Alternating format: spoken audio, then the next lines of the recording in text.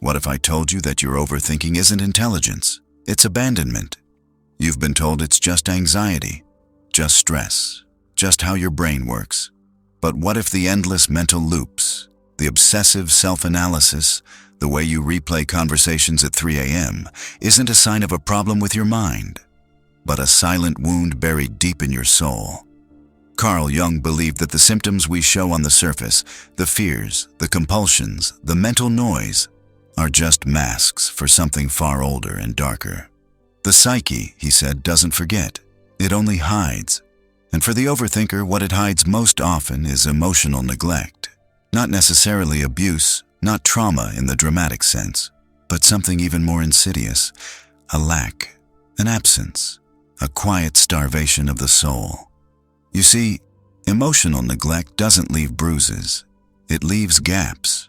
You were never told how to feel, never asked what you needed. You were expected to be fine, to not make a fuss, to be good, to be quiet. And so you learned to survive not by feeling, but by thinking. You trained yourself to anticipate danger, to predict outcomes, to control every variable in your head, because no one ever helped you regulate the chaos in your heart. This video isn't just about overthinking. It's about why your mind never shuts off, why your thoughts spiral, why you can't trust your instincts, and why peace feels like a threat rather than a home. It's about how the absence of emotional attunement in childhood turns into a life of mental exhaustion, and more importantly, how to stop this silent war you've been fighting against yourself. If you've ever felt like your thoughts are a cage, if you feel more alive in your mind than in your body, if you can analyze everyone else's emotions but feel cut off from your own, then you're not just an overthinker. You're someone whose inner child was left unheard. And Jung would tell you, the path forward is not to think better, but to feel what you were never allowed to feel. Stay with me until the end, and I promise you this won't be just another video telling you to just relax or meditate more. This is a journey inward, into the depths Jung called the shadow, where your overthinking began, and where it can finally end. Because healing isn't just about stopping thoughts. It's about listening to the ones that never had a voice, and by the end of this video, you'll understand that the cure for overthinking isn't in the mind. It's in the emotions you were trained to ignore. Let's begin. Welcome to Psychra. Overthinking is often glorified in modern culture. It's mistaken for intelligence, responsibility, even emotional depth. But Carl Jung would argue otherwise. He would see overthinking not as a gift, but as a psychic symptom, a defense mechanism, a coping strategy born from emotional starvation. Most people assume trauma has to be loud to leave a scar. Violence, yelling, chaos. But Jung understood the soul works in silence. And sometimes what wounds us the most isn't what happened, but what didn't happen. Not what was said, but what was never spoken. Not what was done to you, but what no one ever did for you. Emotional neglect is this exact wound. It's the absence of being seen, heard, or emotionally mirrored during the most vulnerable stages of your life. You might not remember any specific traumatic event because there wasn't one. But that's exactly the problem. There were no moments of comfort when you needed them. No one asked why you were crying. No one reflected your inner emotional life back to you. So, without guidance, you retreated inward. You turned to the only thing you could control, your thoughts. Overthinking, then, is not about thinking too much. It's about feeling too little, because you were never taught how. Jung believed the psyche is inherently whole, but it becomes fractured when parts of the self are denied or exiled. And for the emotionally neglected child, the exile is emotional self-trust. Feelings become foreign, needs become dangerous, vulnerability becomes shameful. So the child begins to survive by predicting, scanning, analyzing, constructing a false sense of safety through mental rehearsal. The mind becomes a fortress, but it's not built out of strength. It's built out of fear. Think about it. Overthinkers live in a constant loop of what ifs, should I have, and what does this mean? This isn't curiosity. It's hypervigilance, a desperate attempt to control a world that once felt emotionally chaotic. When no one validates your emotions, you start to believe they're unreliable. And when emotions become untrustworthy, the intellect is forced to compensate. This is why overthinkers often have trouble making decisions. It's not indecision, it's dissociation. When you've been taught to ignore your inner voice, every choice feels like a trap. You ruminate not because you want to, but because you're terrified of getting it wrong. You equate mistakes with rejection, and that fear comes from a time when being wrong as a child meant being dismissed, ignored, or abandoned emotionally. Jung's concept of the shadow comes into full focus here. The shadow is not evil, it's simply what we repress. And for the overthinker, the shadow is emotion. Pain, anger, sadness, longing, needs, the things that were once too dangerous to express. Instead, they get buried in the unconscious. But the psyche is not static. It seeks integration. So these repressed emotions begin to surface, but not directly. They show up as anxiety, intrusive thoughts, compulsions, obsessive internal dialogue. Not because the mind is broken, but because it's trying to process what the heart was never allowed to feel.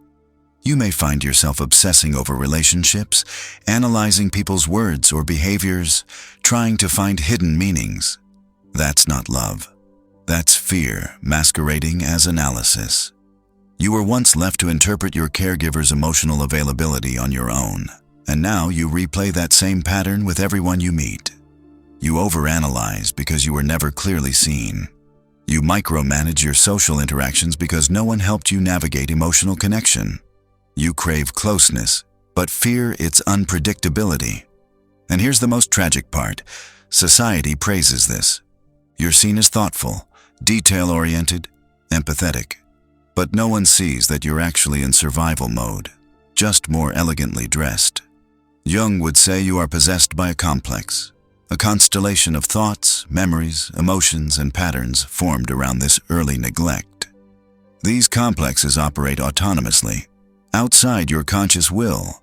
You're not choosing to overthink. You're being compelled by a psychological entity you haven't made conscious yet. And until you do, it will continue to run your life from the shadows. This is why advice like, just stop overthinking, doesn't work. It addresses the symptom, not the wound. You can't use logic to solve a problem that logic itself was designed to escape. You must go deeper into the root of the wound. Jung believed that healing begins not with control, but with confrontation. To look at the parts of yourself you were taught to ignore. To sit with the emptiness you once ran from. To feel the ache of a childhood where emotional resonance was absent. Only then can you stop using your mind to fill the void left by your heart. One of Jung's most powerful ideas is that neurosis is always a substitute for legitimate suffering. In other words, your overthinking is a distraction, a brilliant, sophisticated defense mechanism designed to keep you from feeling the raw, original grief. But it is only by facing that grief, by grieving what you didn't receive, that the need for overthinking dissolves. This is not about blame. Emotional neglect often comes from parents who were themselves emotionally neglected. It's generational. But the cycle can only be broken when one person becomes conscious, when one person says, enough, when one person dares to stop analyzing and starts feeling. Overthinking is not a mental illness. It's not a personality trait. It's a signal, a flare from the unconscious calling you back to yourself. It's your inner child, still trying to make sense of a world that once refused to make sense of them. So the next time you catch yourself spiraling in thought, ask not, how do I stop this? But, what am I avoiding? What feeling is trying to surface? What fear are you protecting? What part of yourself did you lock away to stay safe? Because the truth is, you're not broken. You're emotionally unacknowledged. And once those emotions are allowed to speak, really speak, the mind no longer needs to scream. In the next section, we'll explore how to reconnect with that lost emotional self. How to begin the process Jung called individuation, the integration of your shadow, the reuniting of mind and feeling, thought and soul. Because the only way out of the mental maze is through the emotional door you were once afraid to open. And it starts with a single question. What did you need that no one ever gave you? The first step out of overthinking is not mental. It is emotional. And it begins with the quiet, uncomfortable realization that your mind is doing the job your heart was never allowed to do. Carl Jung taught that healing is not about becoming something new, but reclaiming what was lost. And for the overthinker, what was lost was emotional permission, the permission to feel without judgment, to need without shame, to express without fear. This isn't just therapeutic language. It's a return to your original self, the self you were before you learned to survive. But how does one reconnect with something that's been buried for decades? Jung's process of individuation offers the answer. Individuation is the integration of all parts of the self, especially those exiled into the unconscious. It's not self-improvement. It's self-reclamation, the journey toward becoming whole. And for the emotionally neglected, this means reuniting with the emotional body that was once denied. Let's start here. You are not a brain floating in a jar.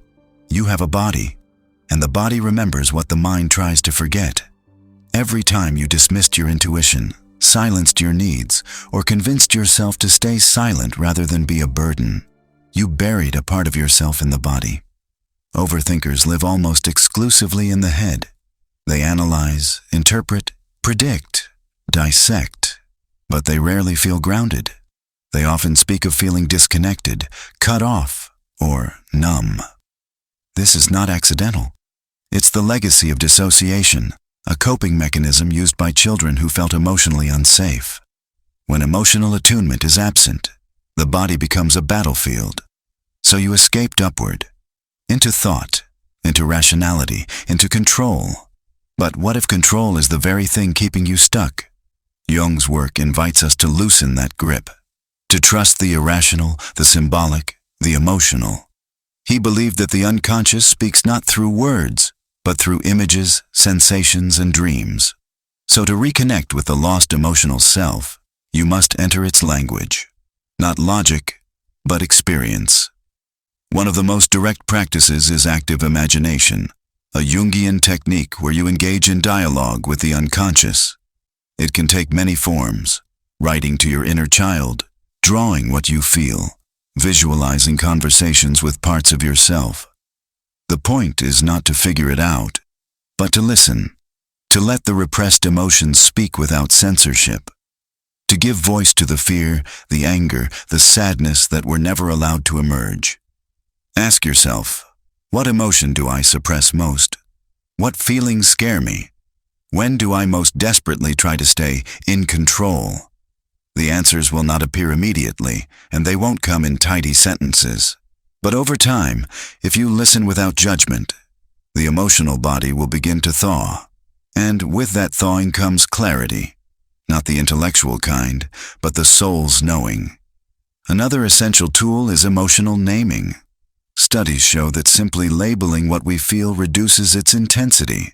But for those raised in emotionally neglectful environments, even naming a feeling can be revolutionary.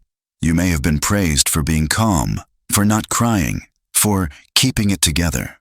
But inside, you are absorbing the message. Your emotions are unwelcome. So now, even mild feelings can feel overwhelming. Start small. When you feel overwhelmed, don't ask, "How do I fix this?" Instead, ask, "What am I feeling right now?" Not what you think you feel, but what your body is saying. Is there tightness in the chest? A lump in the throat? Heat behind the eyes? Begin there. Emotions are physical, and when you listen to your body, you listen to your neglected self. Jung emphasized the importance of symbolic life, the world of meaning, ritual, and inner myth.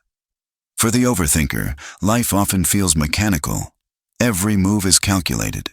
But healing requires a surrender to the mysterious, the unexplainable. Ritual can help here. Simple acts like journaling before bed, lighting a candle to represent your intention, or creating a space for silence. All these are signals to the unconscious. I am ready to listen now. This listening is where the healing begins. Because what overthinkers need most isn't more information. It's validation. You don't overthink because you're broken. You overthink because no one ever reflected your emotional world back to you. So now, every decision, every feeling, every impulse is questioned. You became your own parent, your own judge, your own critic. But it is not your job to be all things to yourself. It is your job to feel, to allow the neglected parts of you to exist again, even if it's uncomfortable, especially when it is. This is where the Jungian concept of the inner child becomes powerful. Your overthinking adult self was built on top of a much more tender self, the one who once needed care, presence, and love. That child still lives within you, not metaphorically, but psychically. And they are not looking for solutions. They are looking for acknowledgement. They are looking for someone to finally say, "You didn't imagine it. You really were emotionally alone." Jung would say that this confrontation with the inner child is part of what he called the night sea journey, the descent into the unconscious, the confrontation with the shadow. It is dark, it is painful, and it is necessary, because only through this descent can you reclaim what was lost. Here's the paradox. Once you begin to feel what was once too painful to feel, the need to overthink diminishes, because overthinking is not a habit, it's a defense. Remove the threat, and the defense softens. Reconnect with your feelings, and the thoughts no longer need to scream for attention. The journey back to the emotional self is not linear. You will have days where thinking returns, where doubt creeps in. But this too is part of the process. Jung didn't believe in perfection. He believed in wholeness, and wholeness includes fear. It includes grief. It includes the long, slow process of becoming who you always were, before you had to protect yourself. So ask yourself, when did I first start feeling like my emotions didn't matter? When did I begin to believe that thinking was safer than feeling? What parts of me are still waiting to be seen? Because somewhere inside you is a younger self who never wanted to overthink. They just wanted to feel safe. They just wanted to be loved without having to perform for it. And if you can learn to love that part again, to hold space for their pain without analyzing it, you will find something astonishing. The mind begins to quiet. Not because it was forced, but because, for the first time, it is no longer alone. Next, we will look at how to break the cycle of emotional neglect in daily life. How to live in a way that honors feeling over fear, presence over performance, and authenticity over overanalysis. Because healing is not just something you understand, it's something you live. What if every time you doubted yourself, it wasn't because you were wrong, but because no one ever taught you how to feel right? We've all been taught to think, to solve, to strategize, to perform, but few of us were ever shown how to be, and fewer still were allowed to feel without consequence. In a world that glorifies logic and efficiency, emotional presence is a quiet rebellion. Overthinking is not an addiction to thought. It is a longing for safety. It is the soul knocking against the walls of a fortress the mind built long ago. And the real question is this: are you ready to open the gates? Healing from emotional neglect is not about adding more thoughts. It's about subtracting the false stories you've inherited. Stories like, I must always have an answer. I should never need too much. My worth depends on being good, calm, easy. These myths are not yours. They are the echoes of caretakers who didn't know how to hold your depth. So they asked you to shrink. But you were never meant to shrink. You were meant to feel, wildly, vividly, fully. The mind has done its best to protect you. It created narratives to explain the abandonment, shields to withstand the silence. But there comes a time when survival must evolve into living, and that time is now. Pause for a moment. Place your hand on your chest. Don't just listen to this, feel it. Your body is the archive of your truth. Your heart does not care if your feelings are logical. It only asks, are you listening now? This is where the cycle begins to break, when you begin to live from sensation, not speculation, from presence, not performance. And here's the paradox. As you begin to feel again, life slows down, but it also becomes more real. You stop reacting and start responding. You stop chasing clarity and start inhabiting truth. Conversations become more grounded. Decisions less frantic. Silence more sacred. Sometimes people tell me these insights feel like déjà vu, like truths they've always known, but somehow forgot. If that's you, I want you to take a second and write something in the comments. Something simple, one line, one sentence. What's the biggest truth this has made you remember about yourself? What feeling in your body came alive while watching? Your comment isn't just for you. It's for someone else watching who thinks they're alone in this. Let's show them they're not. When you engage, when you reflect, when you write it out, it anchors this work into reality. It transforms insight into embodiment. So let's turn this from passive watching into active transformation. Like if this resonates, comment if you feel it. Not for numbers, for you. Now, back to the inner terrain. There's something quietly revolutionary about letting yourself exist without justification. Jung called it authenticity of the self. Not as a performance, but as an emergence. You don't arrive there by constructing it. You arrive by removing everything that isn't true, and that begins with attention. When you walk into a room, do you notice how you shrink your presence? When someone asks how you're doing, do you respond honestly? Or do you read the room first? Assess what version of yourself is safest to present. These aren't random behaviors. They are survival reflexes.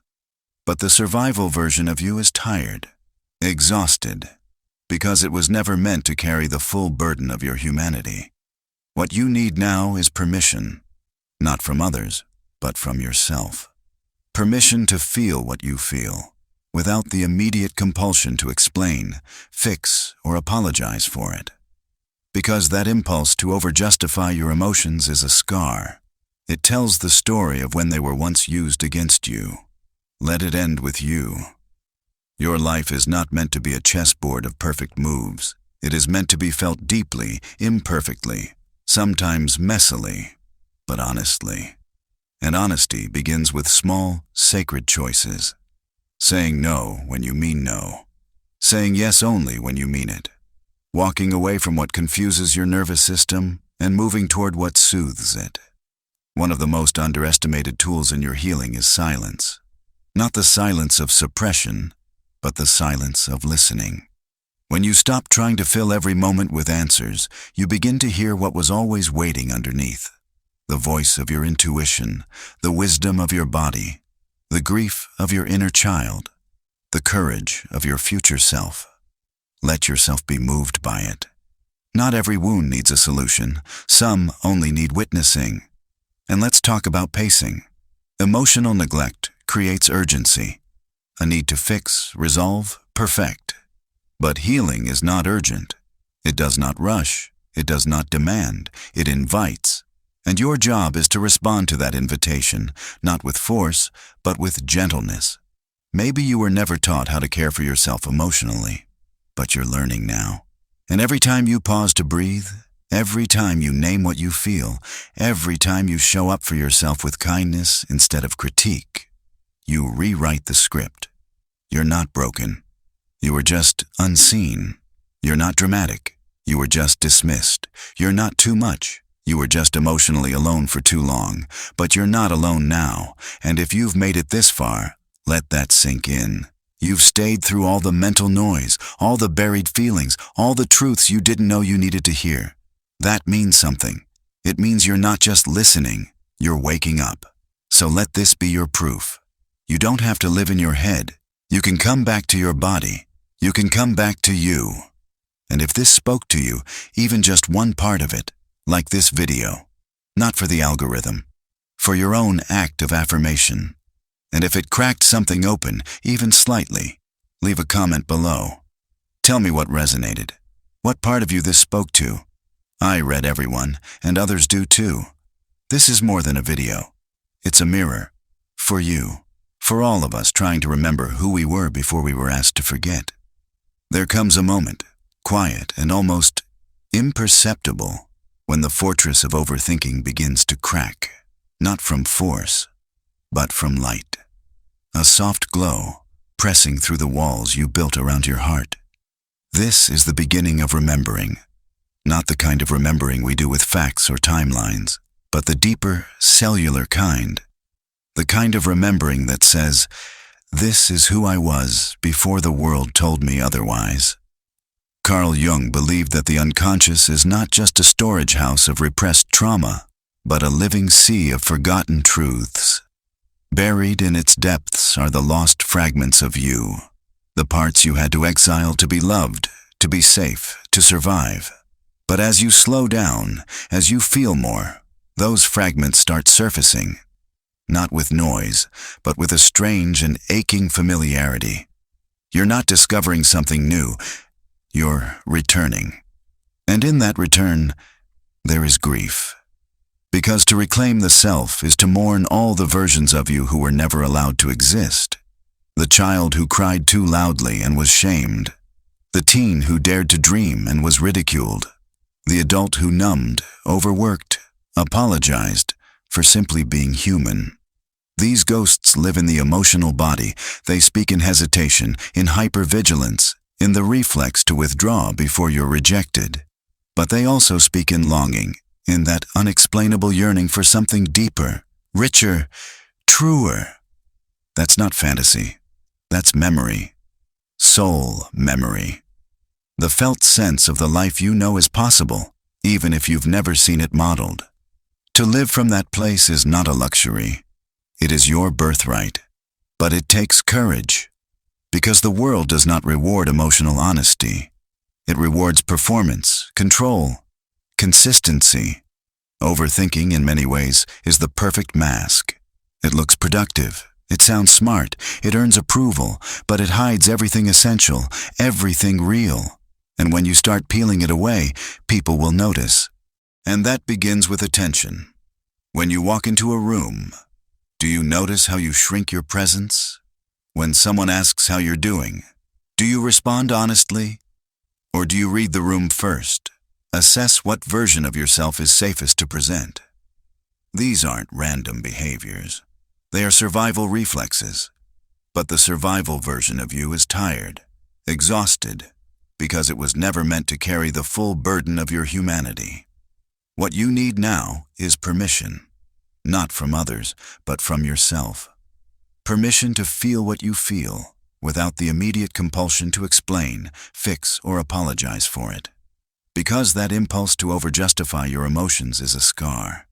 It tells the story of when they were once used against you. Let it end with you.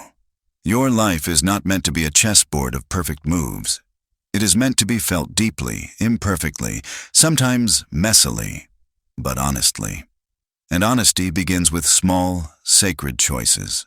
Saying no when you mean no. Saying yes only when you mean it.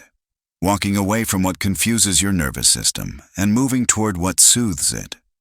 One of the most underestimated tools in your healing is silence. Not the silence of suppression, but the silence of listening. When you stop trying to fill every moment with answers, you begin to hear what was always waiting underneath. The voice of your intuition, the wisdom of your body, the grief of your inner child, the courage of your future self. Let yourself be moved by it. Not every wound needs a solution. Some only need witnessing. And let's talk about pacing. Emotional neglect creates urgency, a need to fix, resolve, perfect. But healing is not urgent. It does not rush. It does not demand. It invites. And your job is to respond to that invitation, not with force, but with gentleness. Maybe you were never taught how to care for yourself emotionally, but you're learning now. And every time you pause to breathe, every time you name what you feel, every time you show up for yourself with kindness instead of critique, you rewrite the script. You're not broken. You were just unseen. You're not dramatic. You were just dismissed. You're not too much. You were just emotionally alone for too long, but you're not alone now. And if you've made it this far, let that sink in. You've stayed through all the mental noise, all the buried feelings, all the truths you didn't know you needed to hear. That means something. It means you're not just listening, you're waking up. So let this be your proof. You don't have to live in your head. You can come back to your body. You can come back to you. And if this spoke to you, even just one part of it, like this video, not for the algorithm, for your own act of affirmation, and if it cracked something open, even slightly, leave a comment below. Tell me what resonated. What part of you this spoke to? I read everyone, and others do too. This is more than a video. It's a mirror, for you, for all of us trying to remember who we were before we were asked to forget. There comes a moment, quiet and almost imperceptible, when the fortress of overthinking begins to crack, not from force, but from light. A soft glow, pressing through the walls you built around your heart. This is the beginning of remembering. Not the kind of remembering we do with facts or timelines, but the deeper cellular kind. The kind of remembering that says, "This is who I was before the world told me otherwise." Carl Jung believed that the unconscious is not just a storage house of repressed trauma, but a living sea of forgotten truths. Buried in its depths are the lost fragments of you, the parts you had to exile to be loved, to be safe, to survive. But as you slow down, as you feel more, those fragments start surfacing, not with noise, but with a strange and aching familiarity. You're not discovering something new, you're returning. And in that return, there is grief. Because to reclaim the self is to mourn all the versions of you who were never allowed to exist. The child who cried too loudly and was shamed. The teen who dared to dream and was ridiculed. The adult who numbed, overworked, apologized for simply being human. These ghosts live in the emotional body. They speak in hesitation, in hypervigilance, in the reflex to withdraw before you're rejected. But they also speak in longing, in that unexplainable yearning for something deeper, richer, truer. That's not fantasy. That's memory. Soul memory.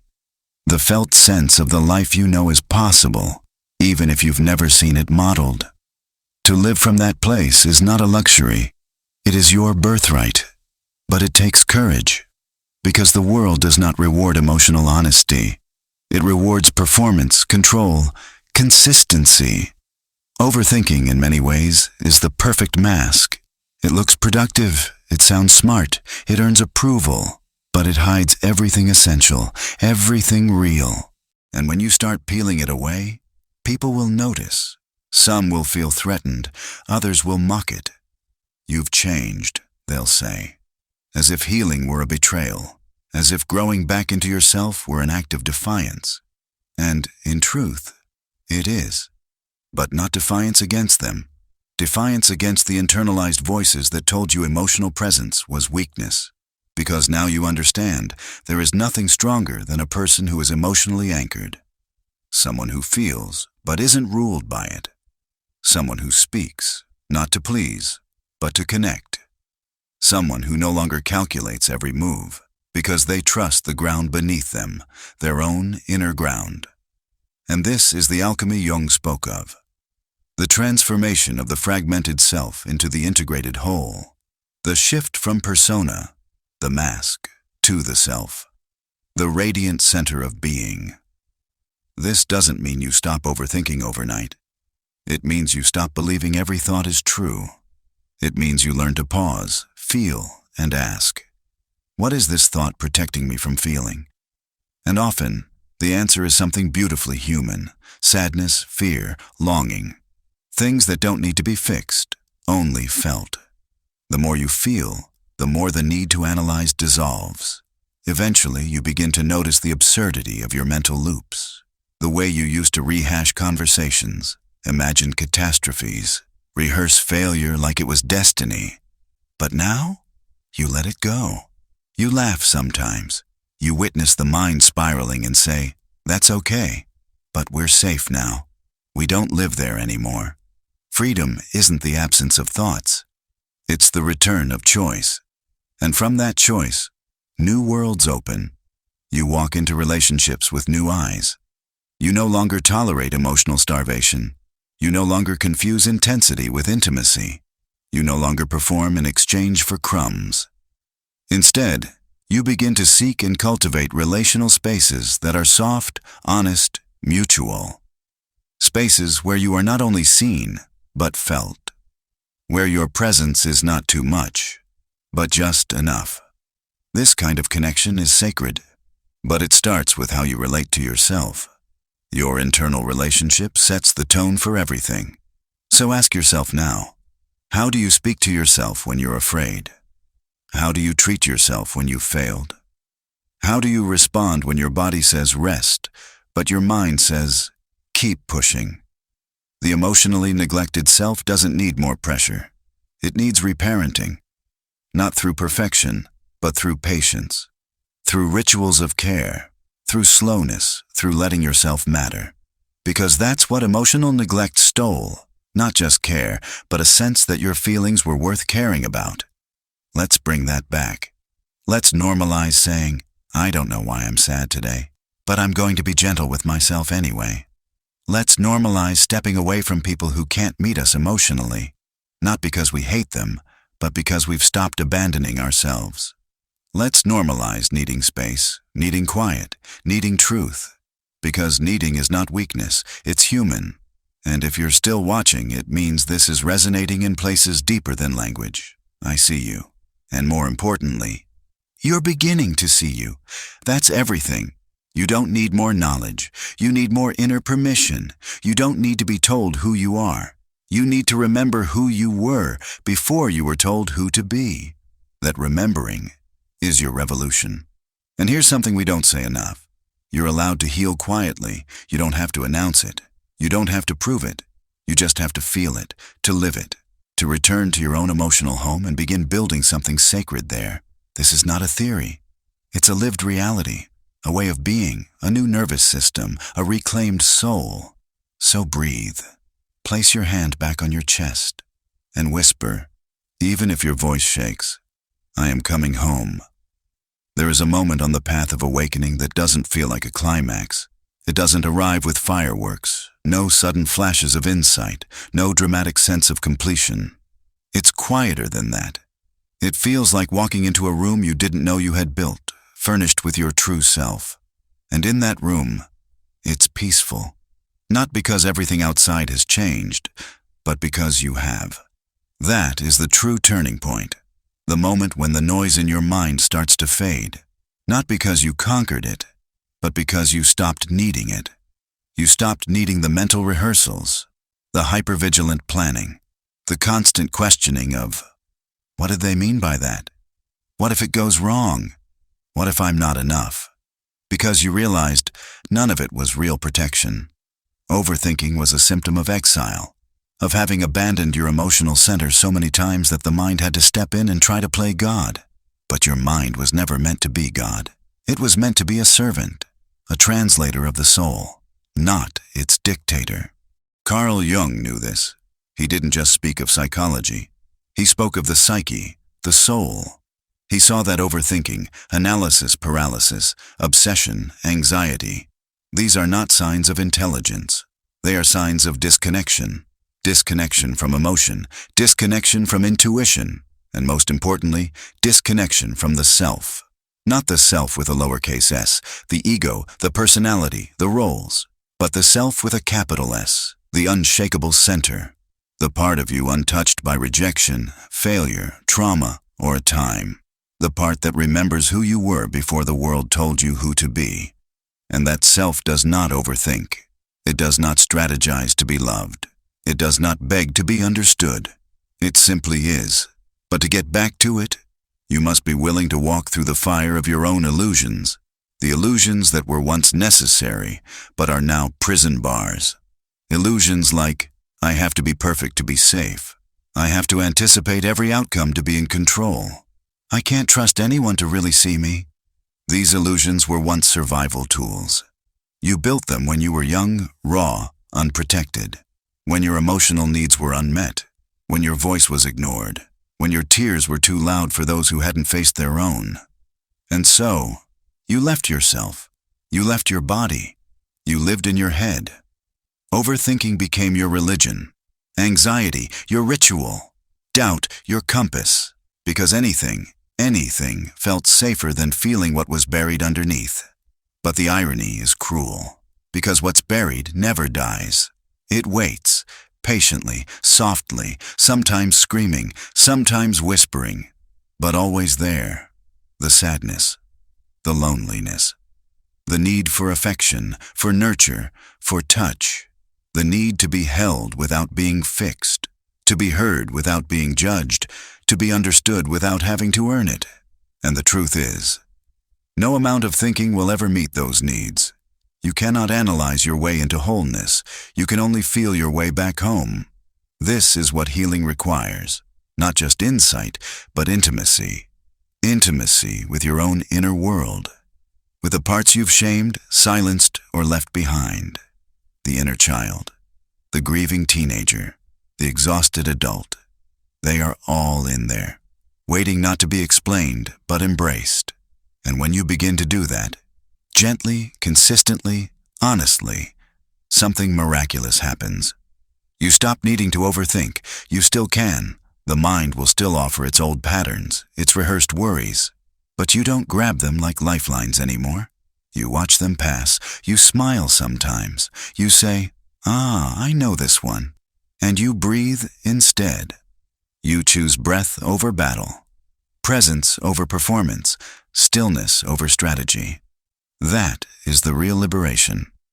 And from that place, your entire life begins to shift. You begin to speak more slowly. You pause before replying, not because you're afraid, but because you're listening, not to them, but to you. You start trusting your gut, not because it's always right, but because it's always true. It tells you what your soul needs, even when it's inconvenient. You begin to walk differently. Your energy changes. People notice. Some are drawn to it. Some are disturbed by it. But none can ignore it. Because a person who has returned to themselves, who has integrated their emotions, their shadows, their softness, that person emits a frequency this world has almost forgotten. Wholeness. And wholeness is magnetic. Not flashy, not desperate, not loud, but undeniable. Because it cannot be faked. You no longer need to say, I'm okay, when you're not. You no longer laugh at things that hurt. You no longer chase love by abandoning yourself. Instead, you let love meet you on your terms, at your frequency, within your boundaries. And the more you embody this, the less tolerance you have for anything less. Not from bitterness, not from ego, but from reverence. Reverence for your own nervous system, your own truth, your own sacred ground. That reverence becomes your compass. And slowly, the world begins to rearrange. Not because you forced it, but because you stopped betraying yourself to be accepted by it. And so, if this journey has stirred something in you, something ancient, something true, don't ignore it. Let it lead you. Let it become a new rhythm in your life. Let it become your inner revolution. And I want you to do something now, right now. Not for me, not for the algorithm, not for vanity, but for you. For the part of you that just felt seen. That part that maybe no one ever acknowledged. Not your parents, not your partners, not your past. I want you to write in the comments, I am returning to myself. That's it. Just those words. Not a performance, not a confession, a declaration. Let the world know you're no longer exiled, that the thinker is finally resting because the feeler is awakening.